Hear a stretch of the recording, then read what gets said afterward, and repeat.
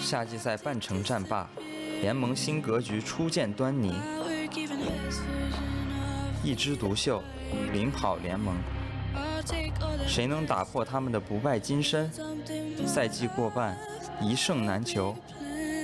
下一任救世主又在何方？他是没有梦想，你要做一辈子的懦夫。身为队长，我是英雄，想到了。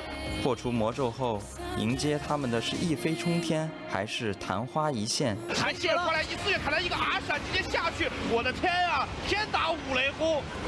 再度崛起后，他们的韧性能经受住整个夏天的考验吗？一个 Q 加一级拿着最后一下，阿修罗是收到一个暴走。iBoy选择交闪现以后，艾卡下暴雨，直接先收下落了人头。是王者满血归位，夏季赛提前迎来大结局，还是以逸待劳，新一代星球之光捍卫主场？所有问题的答案都由你来亲眼见证。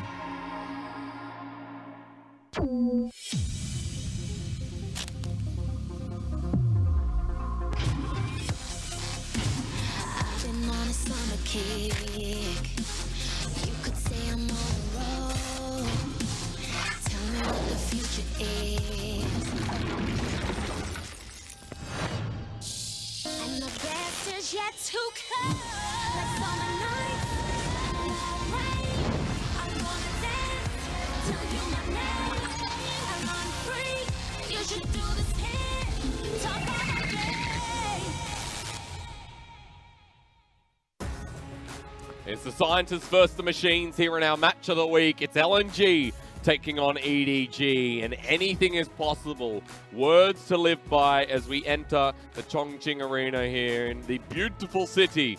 Beautiful blood awaits, and I'm not sure what that's going to look like, but I'm sure we'll find out as we head into, once again, the match of the week. Welcome back to the LPL.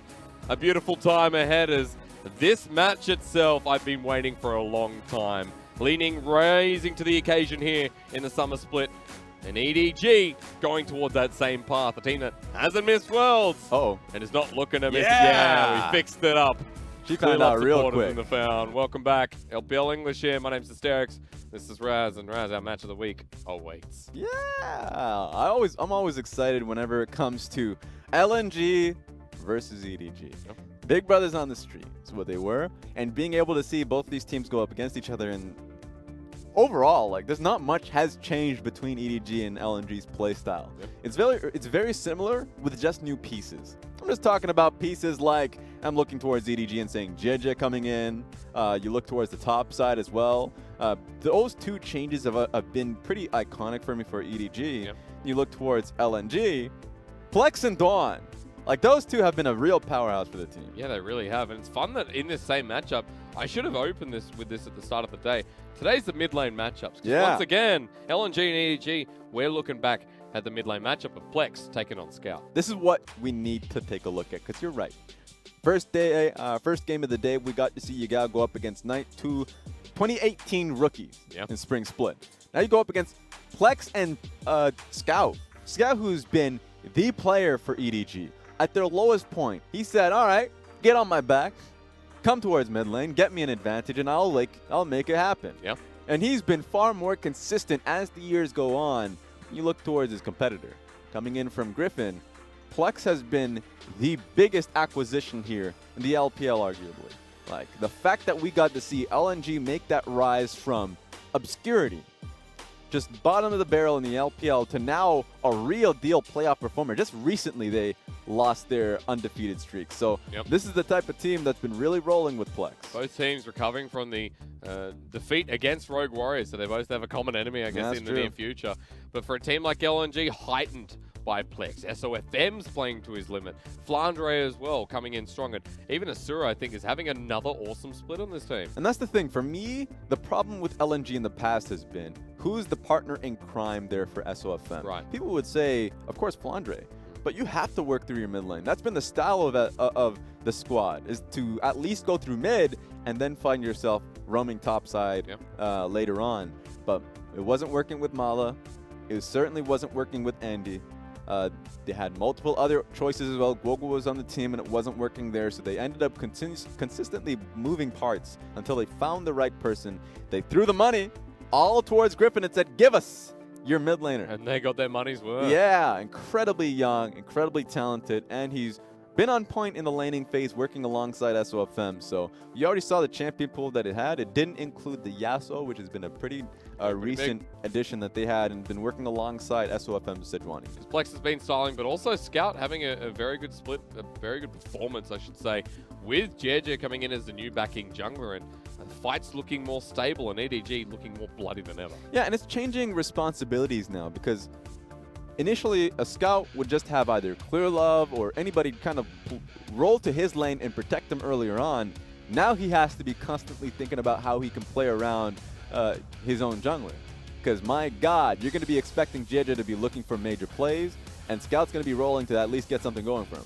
He was the Olaf that flashed over the wall week 1, day 1. So it hasn't really changed from there. Still the explosive manner, and Scout heightened off that, much like Plex, who they just disintegrated LGD. These are the type of team fights you'll love to see, and you'll get a lot more of that in this specific series. When LNG goes up against some of the best teams in team fights, they challenge them. Even at the worst point of their career, I felt, they would go up against Invictus Gaming and always give them a run for their money. They're a smart team. And you see EDGs, their team fights versus RNG, versus the old Rogue Warriors with Duan being involved, FPX, all of that.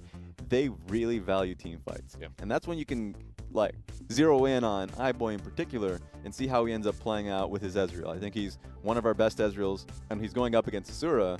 You made this point coming into Ezreal, exactly. You made this point coming into the day. Shared champion pools, both exceptional at that, and I want to be able to see what. I mean, we're a while away from pick and ban, but what they end up going towards. Because that's shared. I'm curious. I want to take a different direction, look towards the top side. Okay. Because Flandre versus Jinoo. Now that's hype. That's great because both of them have still that Aatrox, as I know would be shared. Jinoo is an exceptional player who showed his worth on B5, now on EDG, has been playing great. But of course, the change up in how we saw, okay, how was Ray coming into the split? Then it was Jinoo.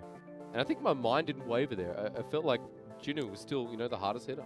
Yeah, they're both exceptional carry performers in the top lane. And Jinoo coming in from Victory 5 and LGD, he's always been on bad teams, but the best player on those bad teams. Yeah. So this is the first challenge of like, what can you do when all of the pieces are there for you? And he's always had that response. I felt like his first series with EDG was the strongest one. He's incredibly creative. He's a risk taker. And although you look in that and say, I mean, how does that fit in the machine that is EDG that loves to play by the book? Yep. And it's actually fit in incredibly well. He's always a high execution player, so the success rate of the plays have been strong. They've been consistent. You've already mentioned who they lost to. So they seem to be having some struggles still, trying to get all them bits in order. But I'm pretty happy with EDG's current trajectory. I think this is going to be the best set we have in some time. I know it's match of the week, but I'm saying in some time. I mean, until next week when it's eventually like RNG and EDG, Ooh, that one's right? a good one. So we've I got a guess week. It's just the match of the week, but we'll see. EDG involved in 2 of them, by the way. So there's got to be telling you something about EDG. The trajectory, I can't say that word. Help me. Trajectory. Thank you. Towards Worlds. Like top 8, still looking towards that. And with teams like JDG, you know, falling behind with Dominus Esports, there's suddenly 2 immediate spots that look to be open. Only time will tell. And LNG is that team that's filling that spot. That's right. That's the reality, is that you're starting to see LNG, who, for me, I looked at this season and said there's no chance that Snake, formerly known as Snake, now LNG, are going to be a contender for Worlds, right? Yeah. Because they've been wallowing in mediocrity for a long time. And then for them to just come out with this kind of performance, oh my God, you need to be able to hold that. You need to hold consistency there. Because remember, there's one team, before we get into this, actually we'll just get into this and then we'll get back to my point. Jinoo coming up into the top lane, as you'll see. No surprise there, Jiejie in the jungle. In the mid lane, Scout, talked about him. In the bottom side of the map, iBoy and Meiko.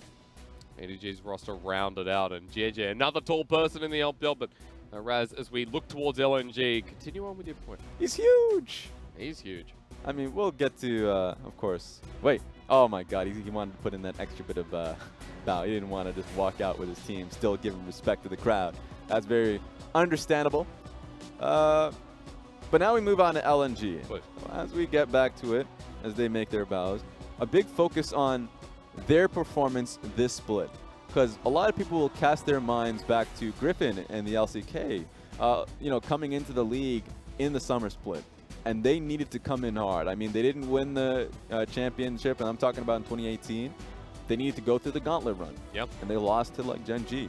And so you still need to be on your point, because if you don't have the circuit points, you need to be able to win those games, because eventually if LNG has that good playoff run, if they don't win the championship, then they need to be able to win out through the actual gauntlet run itself. And those are the toughest moments. In fact, one of the toughest moments in LPL history was LNG, Snake back at the time, losing to Team WE in a 5-game series. And so those are the type of memories that stick. Our gauntlet's pretty rough, as we'll just quickly go through those rosters for you. In the top lane, you know, it's Flandre, SofM, mid Plex, Asura, and Duan coming in as the new bottom lane duo.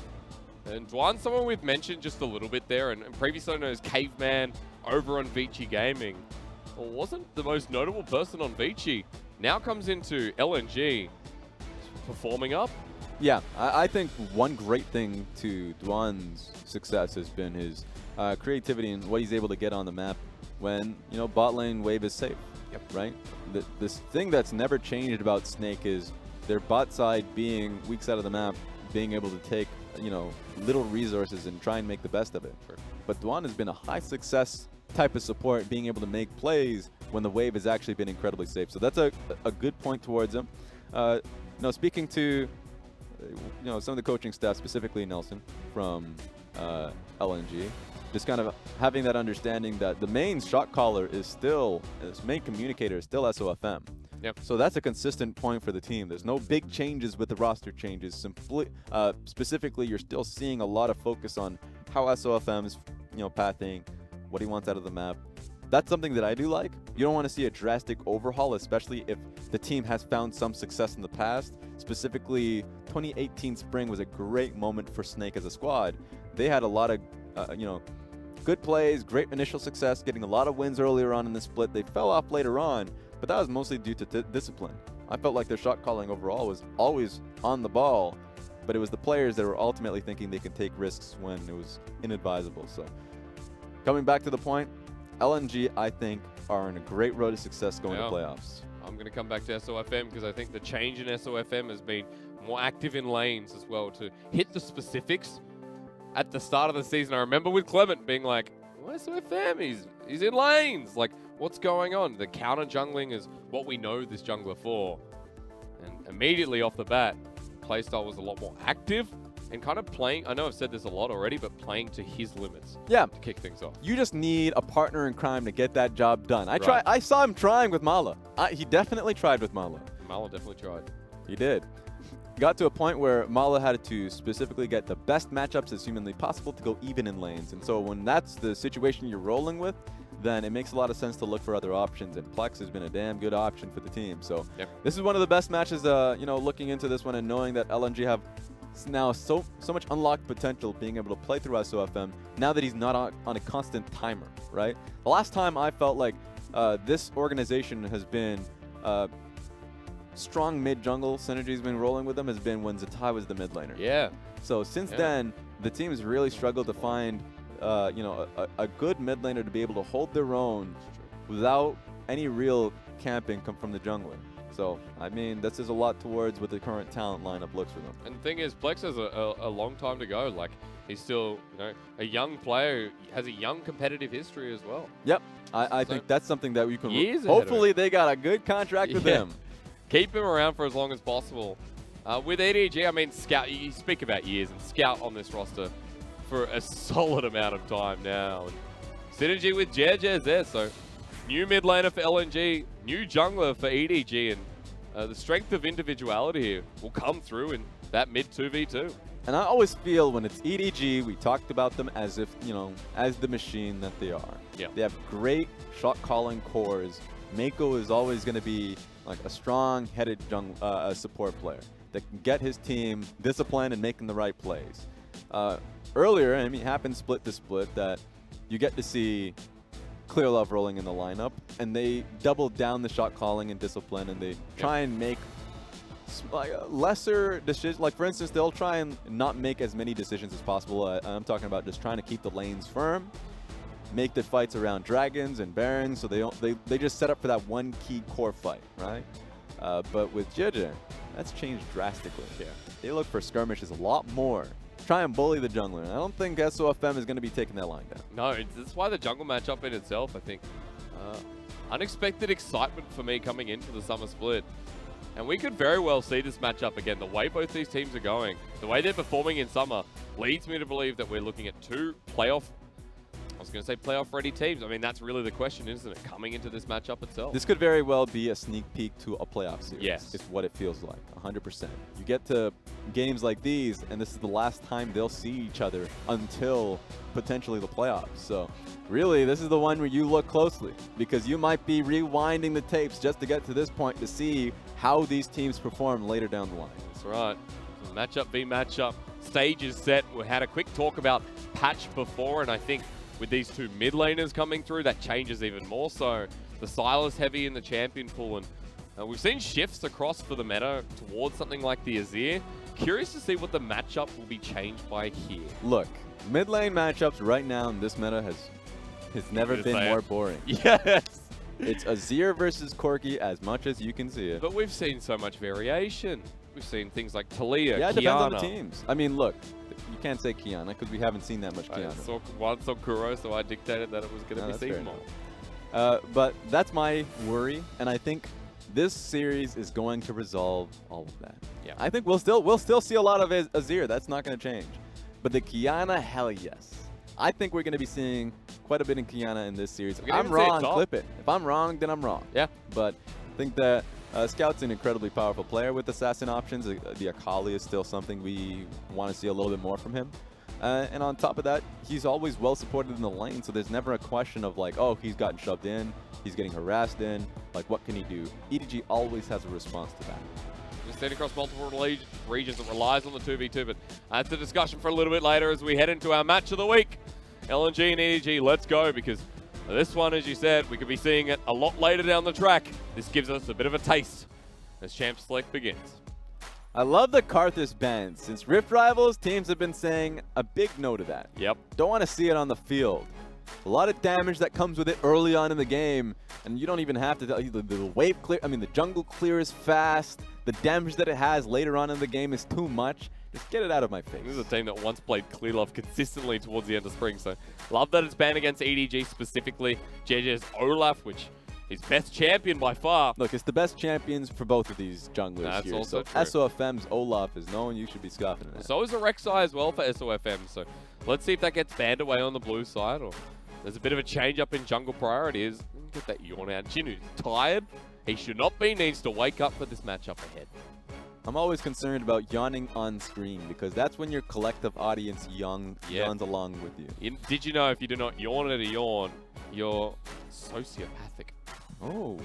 I've heard that. I thought you were going to say something even more crazy. No. Because at this time, whenever you're reading Doctor's MD, you find something new that causes cancer. And I'm just like, don't say it. Just please don't say it. No, a lot of the bans coming through, though. Yeah, there's a karma that's been just so good across the world stage as well. So good to see from EDG, but LNG, a couple of options available. We talked about Maud, Kiana, but let's go towards the S tier at the moment. What's open, Raz? Yuumi and Sejuani are the ones that I'm looking at that really builds a composition for you. So Yep. forces now EDG to either go towards the Nautilus or the Lux here. See if Meiko wants to play it again. He's played a ton of Lux in the past. Sejuani for Jiejie, potentially. The Kalista looked at very opens highly. up your options. You don't have to be strict towards a Nautilus or a Lux if you have a Kalista. You have a lot more engage potential. But as I say that, Nautilus and Kalista, that's a different combination. It's the best That's another combo. conversation Yeah. altogether. But they have a shot. They just don't want to not pick their support until they go into second phase. So the last pick for EDG should be a support pick. It's good to see the solo lane come through here for Scout or for Jinoo. Most likely going towards the mid lane for the Jayce that we've seen so often. But wow, that's a big win rate in the LPL actually. So you can see why this pick so early for EDG on red side. We have a lot of great Jayces in the league. And you already saw the replays, man. Scout's Jayce is really dang good. Yeah. See if a repeat performance comes through. Ezreal, Yuumi, so safe bottom lane. And you talked about the shared champion pools, Raz, Asura, and iBoy both play this. So take it away. I'm expecting a Sejuani here as well. With the one ban in the jungle, or two bans, I suppose, I'm expecting now a force on EDG. Either they pick up the support now or pick up their jungle. It'd be very smart for LNG to pick up their jungle right now and force them into position. Ooh, there we go. That actually slips through. So Sylas in the jungle. No more flexing. There we go. Now it's on EDG here. They can technically hold off on their support knowing that anything really pairs well with the Kalista. All right, they're going to go for the Lux pick. Pick this up now, not worried about the jungle. Remember, the Sylas has been the pick into the Sejuani. Take away the ultimate, do more damage than the ultimate, do better than the champion. So if Jiejie wants to take the dangerous matchup, sure, but we'll find out now going into the second phase. The picks that we've been seeing going against the Sylas incredibly well is Rek'Sai and the Zhao. Yep. So if we're just talking about heavy skirmishing early on in the game, that's what Jiejie is known for. So LNG should just start batting out, you know, I would say both of those. I'm willing to go up against the Lee Sin. Oh, Elise is a good one too. As well, yeah. Elise is a very good one. It also is a pretty direct counter just because the ultimate that if you end up stealing from Elise, it's fairly useless. You get a repel, that's about it. No cocoon for you. So for Elise, first jungle ban. I like the Azir away from Plex. The Korean mid laner. What's he going to end up on? Because right here for EDG seems to be the target focus. 5 seconds. Cannon. Okay. So away from Flandre, we've taken one from each and every lane, because right now the solo lanes for LNG have to be finalized. But let's get this final jungle ban. All right, let's see what we end up going for, because I'm still thinking Zhao. Okay. Not too concerned about the Rek'Sai. Gragas. Gragas is an interesting one. I would have actually been much happier going up against the Gragas as a Sylas, but that's still fine. That's okay. But now, your two champions you noted are coming up. And since out, the first hover, lock in, and Jiejie, the skirmish begins. They would have had to have known that that was going to be the pick. Yep. They were willing to take away both AP junglers. Take a look at EDG's composition. They kind of thrown them in a position where the Jayce essentially has to go top lane. The AP damage is coming in from the Lux and essentially the Lux alone, right? Yeah. So that's the concern, and LNG recognized if they just banned out two AP junglers, they'd put them in a pretty tough position. Easy to itemize against. We could see if there's maybe the potential something like the Rise that comes through as a final pick for EDG. But over to the side of the Camille, remember, LPL especially, mid lane flex. Doesn't have to be up there for Flandre alone. Yeah, I agree with that. I think certainly works very well. May not have the Sejuani alongside with it, but usually a great pick alongside a Sejuani. Yeah. If you have a, a Camille mid with no Sejuani, you better have a pretty good matchup, and they're not too sure what that is just yet. But lock it in. Yeah. I want to see it. Go More Mordekaisers. No. More Mordekaisers. No. Mordekaisers. Jinoo is a great Vladimir, but raise your Mordekaisers. Mordekaiser's open. Hang on a minute. There we go. Oh, right. You did say it was going to be a Jayce top, so that makes perfect sense. Yep. And LeBlanc into the Zoe. I was expecting this matchup last series, but this is even better. Plex versus Scout, Zoe versus LeBlanc. Great way to kick things off. This is the matchup that you got to see so often in the spring split. And it was just such a, I don't want to say coin flip match, but you're definitely keeping the camera mid lane. You call it skill matchup. You want to be able to see if Scout can get by this lane without getting Sleepy Trouble Bubble, if he's forced to use his cleanse early on. You saw last series where, level 1's forced to flash off the LeBlanc, so I want to see what EDG you can do early on this game. It really puts the onus on the 2v2 for Jiejie and SofM. Some of that skirmishing might actually just travel its way to the mid lane, and easy to get those level 3 ganks off, but as you all know, to gank the LeBlanc is going to be the harder task here in the early game, and to the merit of Scout, feels like he might have an easier time. For sure. If you have LeBlanc and Zhao, that's actually just such an easy 2v2 to force. So I'm more concerned about LNG's 2v2 through mid jungle, because Zoe's going to be left to her own devices. There's going to be a slower clear from the Sylas in general with a focus on level 6. So it's going to be an interesting one to go for. There's not a lot of great options here for the Sylas other than the Kalista and Lux. So Kalista, Lux is fine. You can steal the Jayce just so you can look for Shock Blast, but the bonus AD ratio actually just gets converted awfully. And also say for the Sylas as well, has to buy the spear at spawn at the start of the game to get that ult, that Fate's Call, steal away. The options available in the shop, he has to buy it, tether it to someone, and then get the Fate's Call later on. So sometimes Sylas forget, Raz. You have to buy it early? Yeah. You feel you can buy it anytime. You can buy it anytime, but you know what I mean. All right, buy it later. It doesn't matter. Either way, SofM's going to buy a sphere. And yeah. Who's he pegging this game? I think he's going to throw the Camille into it. Why not? Who else is the front line here? Well, throw the cat. throw the Yuumi. Why not? Let's get into our match of the week. Finally, it's here. LNG, EDG, over in Chongqing. The crowd ready to go.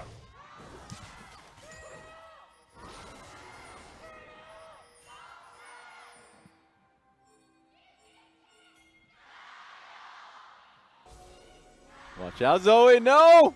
Plex wards first. Always the right option. Anyone wondering what the crowd is actually saying? You normally hear the Jayos from all our other teams, but the Chongqing dialect for LNG fans as they say, let's go. It's caught out. That's a double binding, and they're still here. They committed. SofM walks to his death, and that's the way I wanted to kick off. First blood, and it's to Scout. Who challenges a level 1 against a Lux Kalista? You gotta be some kind of crazy to do that. Yeah. You didn't have the vision at all either. Crazy's good. And Plex started a sleepy trouble bubble. How much are you committing to this? So Jiejie starts with the red buff himself, and that's a big net win here for EDG's jungle and for EDG's mid lane. He's in a position to get a level 2 gank off as well if he wants. Yeah, you can tell Asura and Duan don't want any bit of that. They do not want any bit. Duan, you're on lookout. You see him. He's spotted out. Duan gets jumped on first. 1, 2, and 3. He started prowling projectile, Raz, but of course has a point in you and me. Just takes the damage, whops away. Plex suffers from that trade. Scout hit an early level 2 as well. Yeah, I mean, the Yuumi's never going to be concerned about a gank if you have both, you and me and Q leveled up. So. Remember, the Q can stop it, though. I mean, you just have W, so you're always fine. Yeah. But catches that level 2 gank. I mean, that was just a great positioning from Duan. Keep an lookout. He knew red buff was going to be taken. Just have to make sure that that pesky Zhao had nothing to do with him. So the jungling continues. I'm actually going to keep track of the pathing here because for SofM, he's walked straight back to the side he lost at the start, heading towards Krugs, but being spotted out by a ward here means that Jiejie picks up his blue buff. He can head to his red, maybe go for the triangle to the other blue, and look towards topside. That's a really good deep ward that just expired. I mean, ultimately, SofM is going to be really behind in terms of experience. Zhao can actually just lock himself down, taking Raptors, Red, and Krugs, and he's pretty well off now. Yep. So that's always been the concern. We saw it at Rift Rivals that when a Sylas jungle goes up against a heavy skirmishing early type like Rek'Sai and Zhao, that you just have to be able to at least pave your early rotation, your first level 1, in your favor. They wanted to contest it when they didn't have the composition to do it in level 1s, but take a look at this. Jiejie doesn't want quadruple buff. He wants the gank in the top side. Flandre has the hookshot, wallshot available, so Jiejie just punches him off the turret, and that's going to be a wave denied, a back used, and Flandre's teleport burnt as well. Yeah, pretty big denial there. It's humongous. Flawless is going to come back into lane, sure, with teleport, but if that happens a few more times, Flandre is in a real bad position. So if it wants to challenge this Don't now, even think about it. in a 1v1 duel, I'd still favor the Zhao. But let's Don't find look out. at me. Plex is nearby, has a proto belt as well, Raz. Oh my god, I hate Zoe on RNG. We don't see many Zoes these days, so we don't get to complain about it anymore, but like 4-minute redemption that does a quarter of your health. That's the thing about mid lane matchups. A lot of the times when you say coin flip, it's because you don't know what the Zoe is going to be picking out in the early levels. But Jinoo's in position. Oh, he's got the accelerated shock blast ready. SofM, who's going to take the chunk? Plex here as well, looking for the chain, missed by Scout. They eventually punch SofM, and Plex send them back.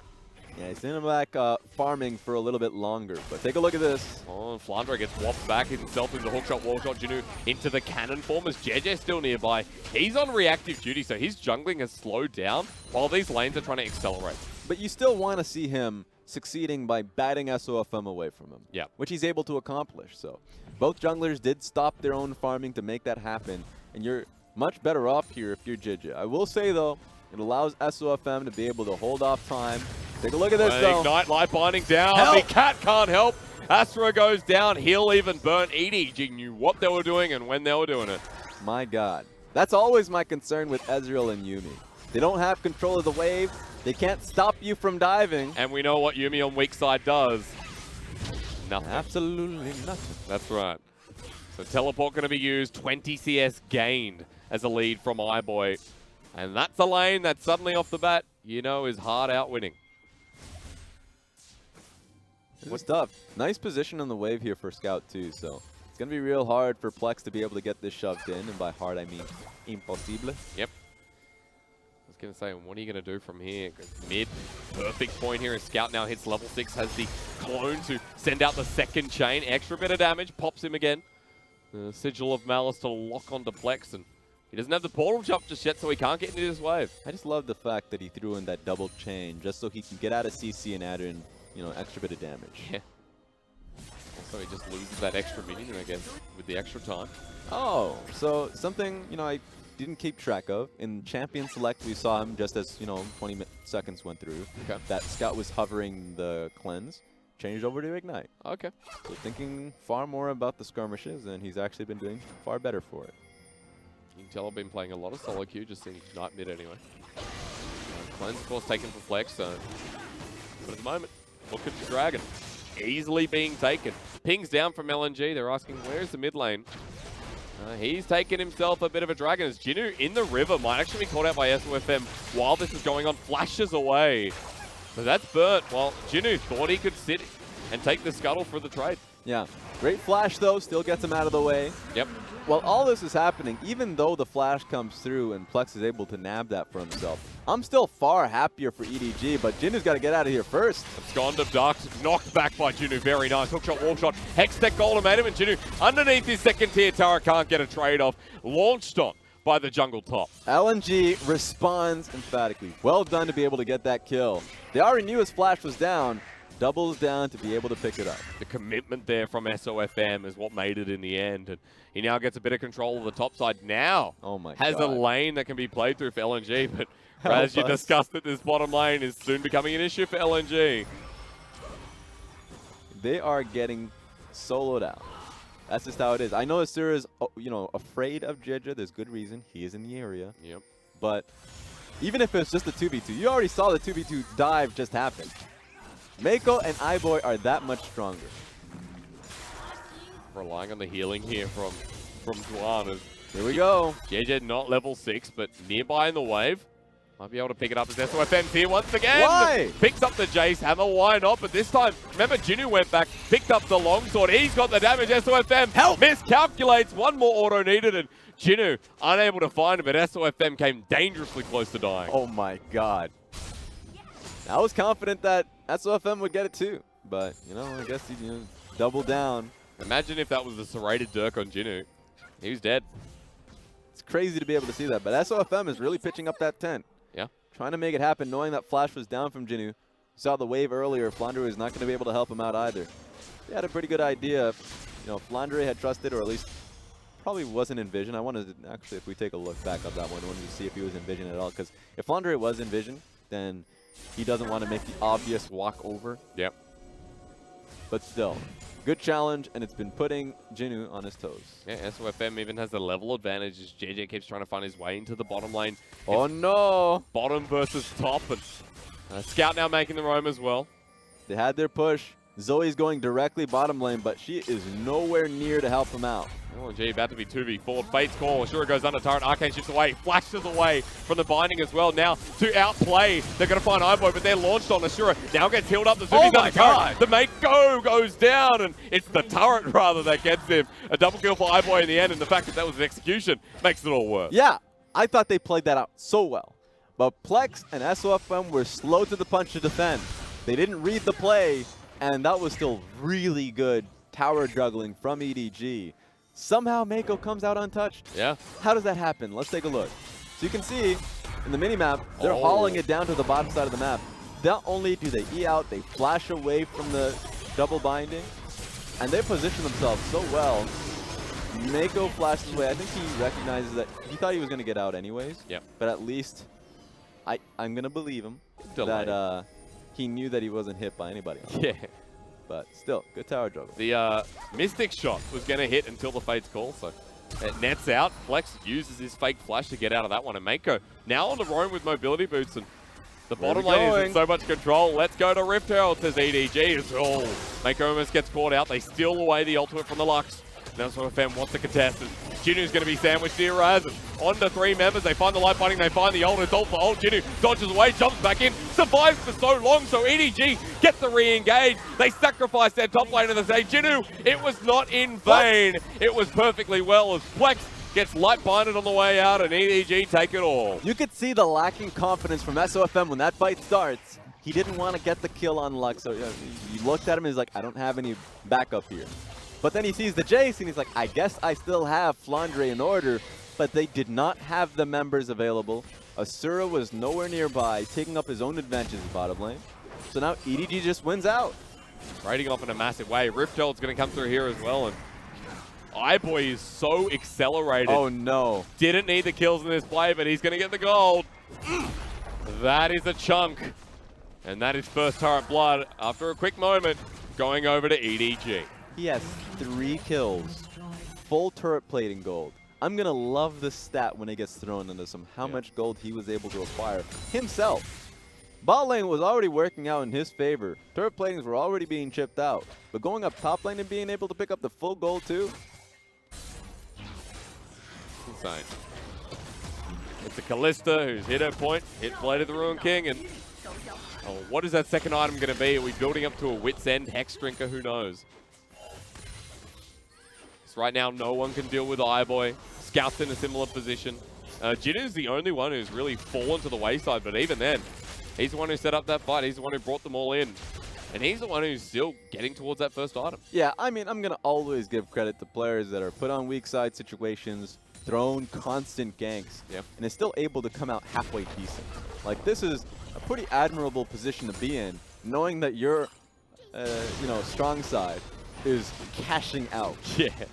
Just absolutely banking right now. Yeah, EDG is doing real well for themselves. You got to give some credit to Jinoo. Yeah, you really do. All right, let's see what we got here. Okay, on to Scout. No, I don't think they're Flandre with the Hextech automatic. Scout tries to run away for now. The final spark does come through onto SofM. They turn it. Ignites down as well. Scout flashes away. Is it ticking? It's ticking. It's not. He goes golden, but Scout is still on the run onto Flandre, who tries a Hex wall shot.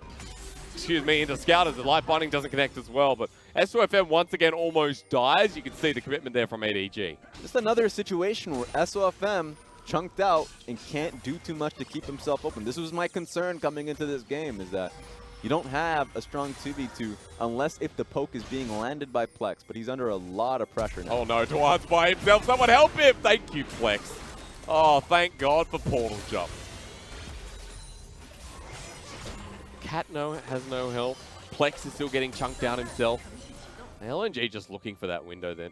4,000 and some behind. The person who's the most fed at the moment. Let's look through the list, ladies and gentlemen. It's Flandre. He's got 2 kills, but the Camille keeps trying to find windows into the game for LNG itself. They just need time. Time to be able to get your Trinity Force first and foremost. But you can already see EDG's not giving them anything. Yeah. iBoy's hoppity-hopping. And turret plating's still up. That's how quickly this game has gone.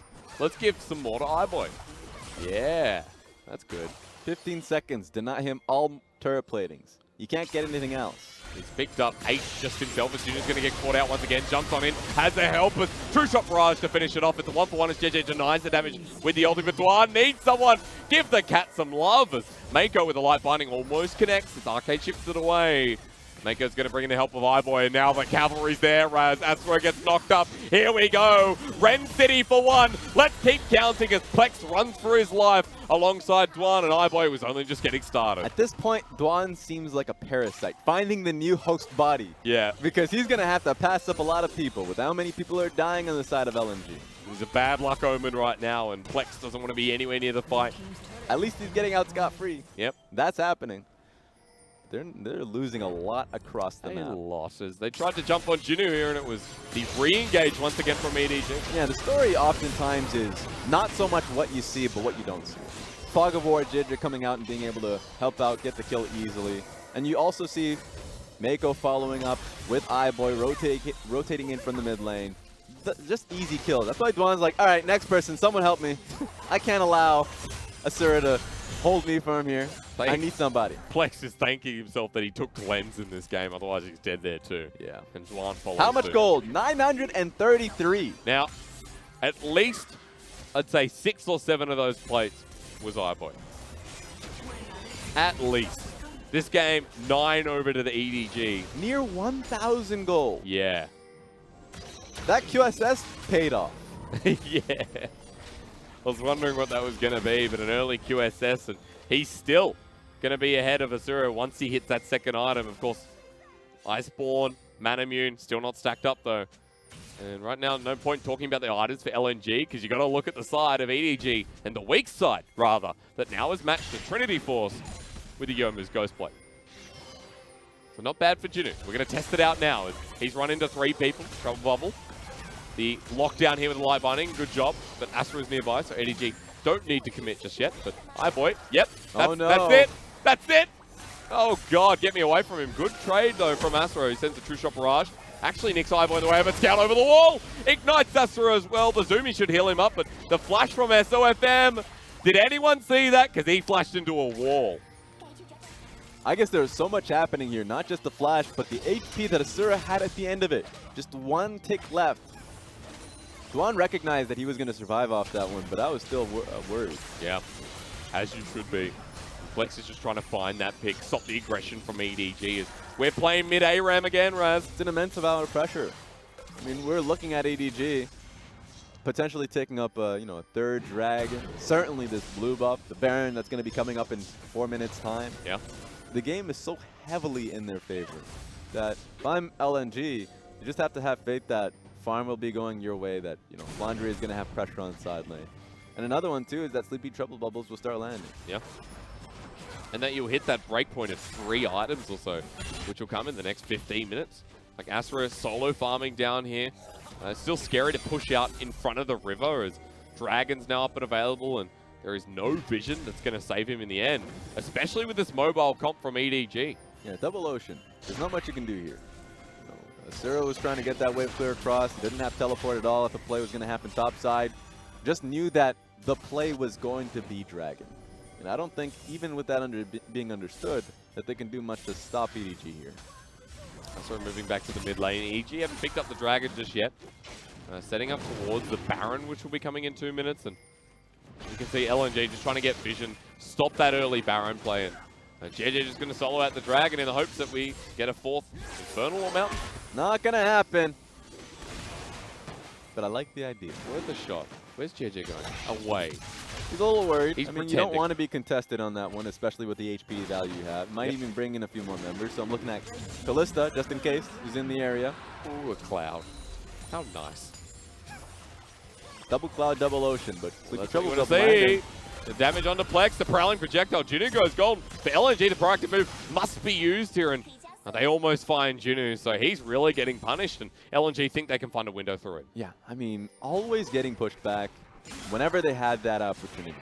So close to being able to get that kill, but they didn't want to commit themselves to a fight knowing that EDG were rotating top. So, I mean, Plex is going to be their savior if they find themselves a poke or a kill. Remember, as the game goes on, just 1 kill off a Sleepy Trouble Bubble will land them a good position for a Baron. Yeah. So the game can change on a dime.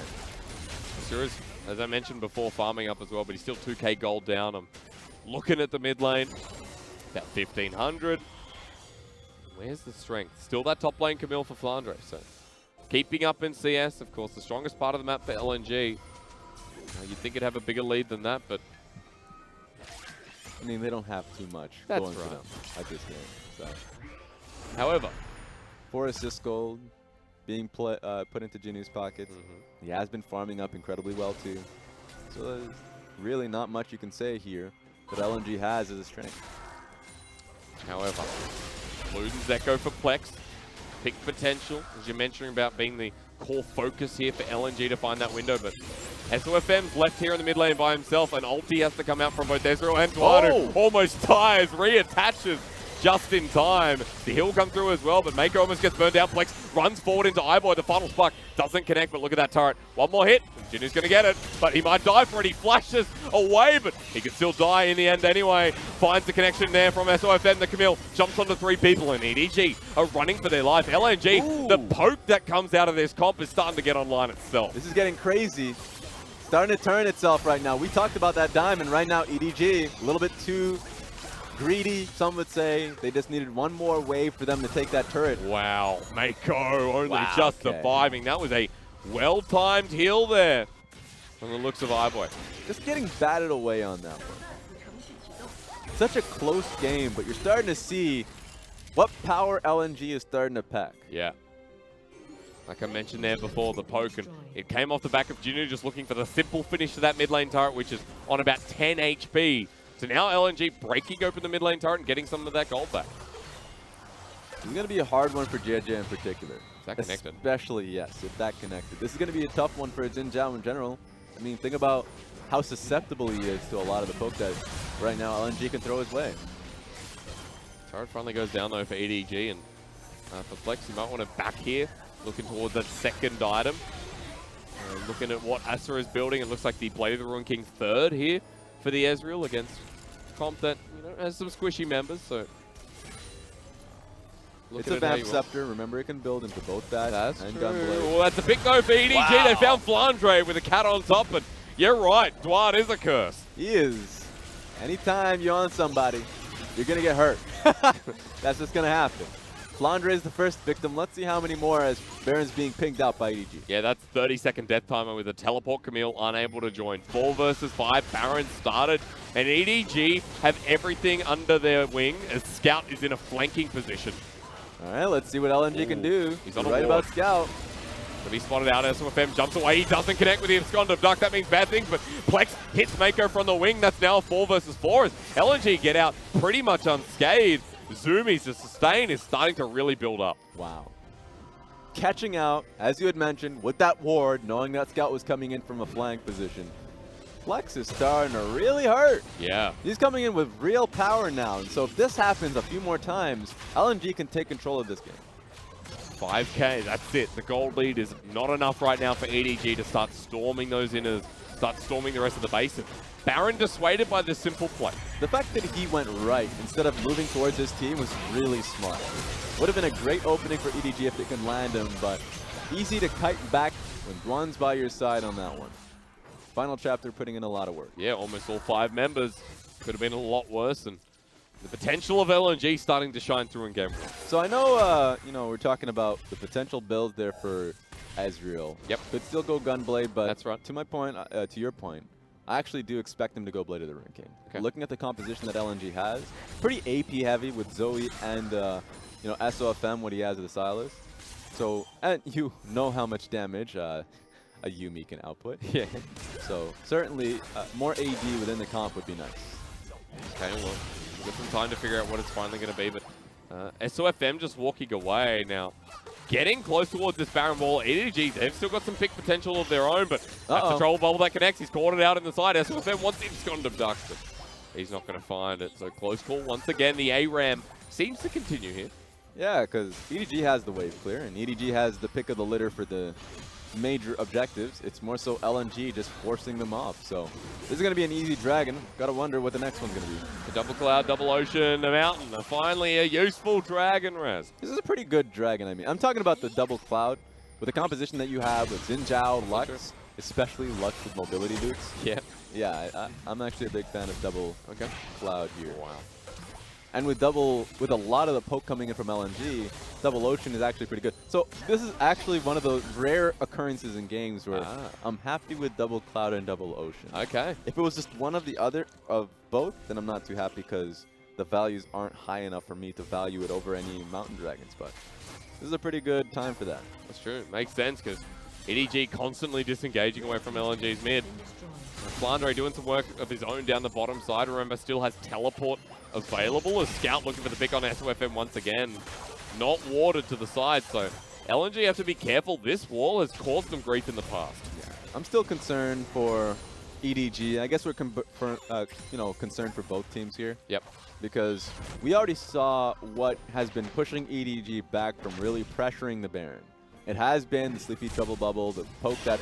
Oh, no. Oh, that's a Hextech ultimatum onto Flandre. They want to corner him down. They do. 1, 2, and 3. The knock up, the flash, the follow through. They've got the pick they need. EDG, once again, a setup off the back of this Camille's death. And it was a very fast kill. It didn't even give LNG an opportunity to go for a Baron run. I think this would be a bad time. They're not even going to try because Ezreal's not in the area. But they knew they had the window.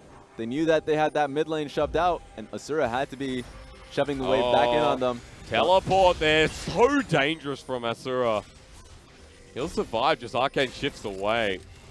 But still set up around the Baron, 15 seconds left on the Camille. The Jayce split pushing for his life. This is a pretty big stranglehold they have on LNG now. That bot lane turret is going to go down at some point. Yep. Not much LNG can do about it. Running around the Baron, they can move inside the river, but some smartly placed wards here from LNG, just on the outskirts of the control ward. They're able to hold off and know that EDG is still not doing that Baron. Yeah, I'm never a fan of, if you're on red side, putting a control ward inside of the pit, just because the contested areas are going to be near that wall. Sadly, they couldn't get the ward anyways. Yeah. But, I mean, now they're going to have to constantly fight back in contested warded areas. So, yeah, there we go. You need to have that control ward out there. Now it's completely blind. Finally, LNG have no vision, and this begins again for EDG. The contest with Scout spotted out once again, but he jumps onto Plex. He's cornered out with 4 people, has to flash away. Gets Sleepy Troll with the heal and the shield away from Lux.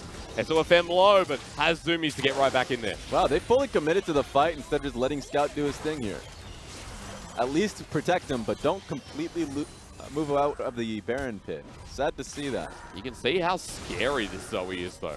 We're starting to see more and more how, yes, Flandre, I know, is split pushing to the side, but Plex in these fights is the key. He's the kingmaker against EDG. Yeah, he's been putting in a lot of work here. And I feel like the duo of Plex and Flandre have been keeping them in the game. If you're wondering why I'm scared, though, Zoe backed on a ward.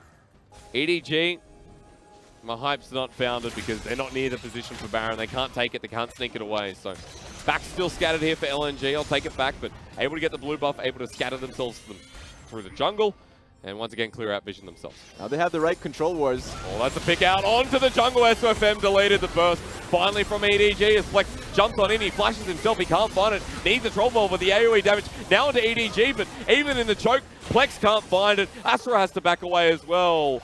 And EDG get another couple of picks off the back. Finally had the wards right where they needed them. Yeah. Completely cleared them out. There's nothing LNG could do, and now you can already see the animations. Feels like they're already on Baron. And Scout now in a much better position. Wards doesn't seem to be available here for Duan. Drops one control ward vision though. And Plex trying to find the snipe. Oh, what are we going for? He has smite. He has it. He does. Holding on to red smite. Let's go for the steal. Level 13, he has a level advantage over the jungle right now.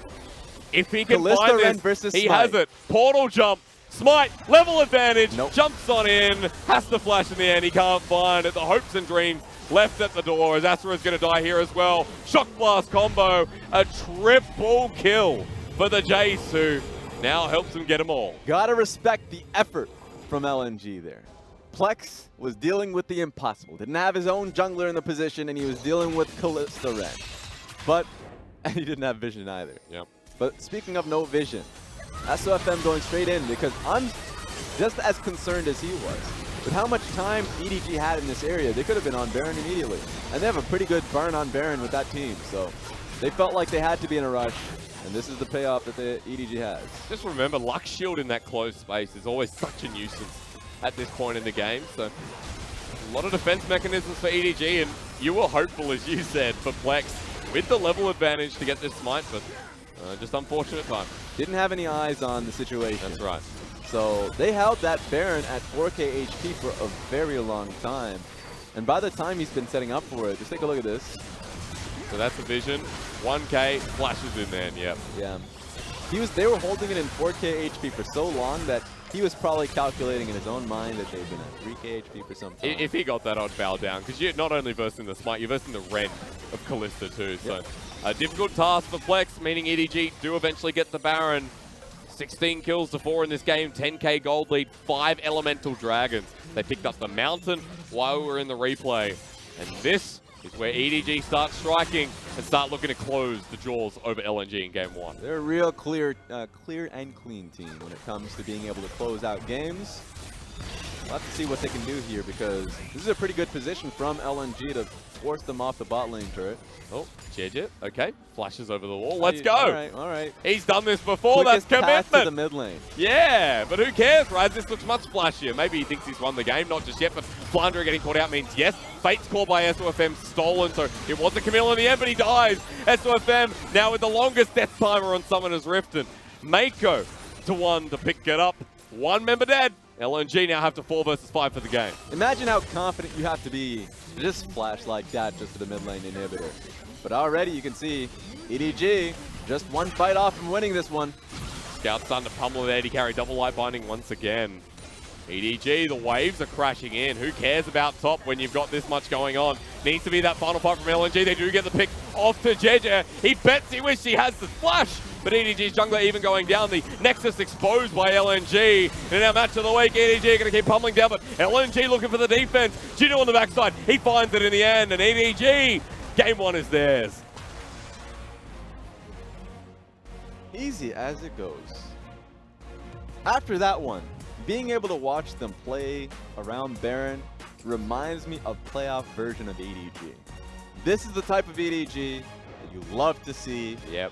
When they get things going, when they have full confidence in their laners, to be able to play that mid game as it works. So I don't even know, this is one of those performances where I don't know who takes MVP, because that was a raw team win, team performance. If anybody is going to take it, I think it's either going to be Scout or Meiko. I didn't even look at iBoy at the start of that game. The early game was his. And the lane was just a nightmare for LNG. Talking about Asura and Duan, because that game, they were forced out nice and early. And Raz, I guess that's a very good starting point, as I think they were definitely in hell. They were. Yep. They were definitely, they didn't need Mordekaiser or Ulta on top of them. They were already sent to the death row at the beginning of that one. Just based off of that 2v2 dive. They were in unbelievable pain. Yeah. And so, I mean, that's always the risk with Ezreal and Yuumi. If you get through your early laning phase, or like you have the early pressure from your jungler, the early trades have been going in your way, you are dominant. Yep. Like, you are a very strong combination. But that's a big if, right? There's always that other side of the coin where you don't have control of the wave, that you're on the weak side of the map. And that dive is going to be coming, and there's not much you can do about it other than to slow them down and get to running. Because I know Clement does not like Yuumi on weak side of the map. I know a lot of casters, a lot of analysts, a lot of players don't like Yuumi on weak side of the map. And we kind of see the faults and the struggles that come through in the end. It's not as if it was by choice. Of course. Remember, the level 1 made a big decision on what happened on that side of the map. Don't like it. Like, LNG fought hard for that level 1, and they shouldn't have. Yeah. If there is one play that we should be focusing on, it's the fact that they doubled down on that level 1, got slammed on that one, forced Zoe to rank up her Sleepy Trouble Bubble, and you were like, well, I guess we lost out. I guess, you know, SofM is going to be passing kind of top side, and always going to be down in experience, and that was the situation he was put in early. We saw a jungle matchup in the end, though, right? Like, coming into this, it was mid versus mid. Plex was the one who was carrying them out of the dirt that was, you know, laid down by EDG. But in the earlier part of the game, Jiejie had almost a triple buff, almost a quadra buff, picked up the top lane, Camille's out, and his impact was there as well. Yeah, and I mean, that's just the biggest ruse of the jungle is that it's a single, you know, it's a one-man performance, right? It's a team performance. Good old team. Fair enough. Yeah. But like in that moment, he did optimize, and I really like he did play well with the advantage that he was given. But he was given essentially the whole world in the back, being able to be given that much experience. Yeah. The early pressure up top lane. So, yeah, great job to Jiejie. But my God, that was a disastrous early game. And it's those type of early games that want you to just start over, but you don't get that chance. No. Your only chance is a game 2. And look, LNG had their way back in towards the later portion of the game. Like, we could see the potential, and Plex almost brought it into fruition. There was that one fight around Baron once you said in game that Vision was in the spot that they wanted, that they could actually make the fight theirs for EDG. Yeah, and I think EDG have been in this position too often, where they had full control of the game, And then for whatever reason, in a team fight, you know, they don't have the right comms, they're not in the right position, they hand over control. But this has been a split where we're starting to see an EDG that do play discipline. Yeah. That, you know, Hart can certainly say, I mean, put it on his Facebook page, I'm working for EDG. Like, this is the team that I'm influencing. Yeah. Because in this first few weeks of the spring split, you're gonna keep that down low. You don't want that information getting out. But they really do feel like a team you can be proud about in the early game pressure. They feel like a great, once again, old style EDG of having a strong mid game and being able to choke the enemy team out in terms of just this raw vision. And so, I mean, really, you got to hand it off to them.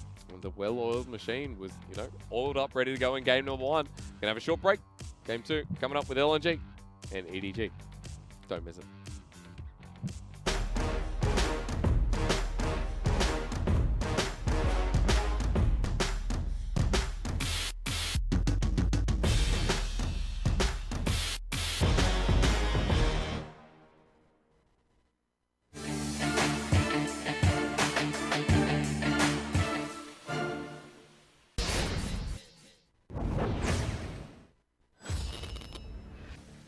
这边但是逮到了一个落单的南风，这个位置，金属大师一个大招是直接命中了，所以现在跑到边缘了之后是跑不掉了，但好在身上有一个治疗，非常肉，同时交出自己的闪现，但是大招出来之后发现身边3个都是对面的人，好在这边塔姆及时支援过来，一口吃掉了这边的金贡，同时反手雷克赛是秒掉了这边的泡芙，后续范布拉斯还在追击，这没有塔的呀。 感觉都要死，是这个位置很尴尬，身上也是没有闪现的，又被勾了一下，眼雀还想拉距离，被雷克赛闪现顶，也是一个 shutdown。这是黄门弄斧啊！但是这波感觉要炸呀，这个位置抬回来了，效果还不错，不过先牺牲掉了赵信，立刻杜云 B 跟着上来，再打出了把南风给抬了起来，南风也遭到了击杀，是由小天这边拿下的一个双杀。 后面林伟翔再补上了一个腐败剑雨，减速一下 ，Puff 靠边以后被勾了回去，没有战斗力了。对，但上路这波看到克斯又是主动的找勒帅来单挑，第一波的电完以后，已经把勒帅的无效化这仿球给电了出来。那勒帅是被抓了一波贤者模式的时候，这波对拼，您这边是在下路把又是一个一闪，强行 WQ。 逼出一个闪现，我的溜回头一个大招甩一下，是没有吃到佐伊再来的一发气炮，但是这波克斯已经来到了一个正面勒帅的位置，相当的一个危险。他闪现还没有交，而且寒冰这边是利用自己的闪现躲过贴脸 Lucky 的一个输出以后，克斯已经重置了自己这个大面，这波建模感觉无人可挡，直接贴到这个勒姆脸上，疯狂的平 A， 这个勒姆被 icon 给带走。而另外一边，这波克斯是直接杀出了闪现上来要再杀。 乱锤一通，克直接倒下以后，这个红区的一个视野 ，IG 还想要继续的入侵。灵王直接被开了，应该能秒掉，直接被秒掉了灵王。但是猪女自己的位置也很危险，交出一个闪现逃跑，不过 Rookie 一个锤子把猪女锤死了。是 JK Love 这波是直接叫了阿金的进来，一个人下3个人，雨下下来的艾卡西亚暴雨 ，JK Love 拿下 double kill， 直接一波了呀。是的。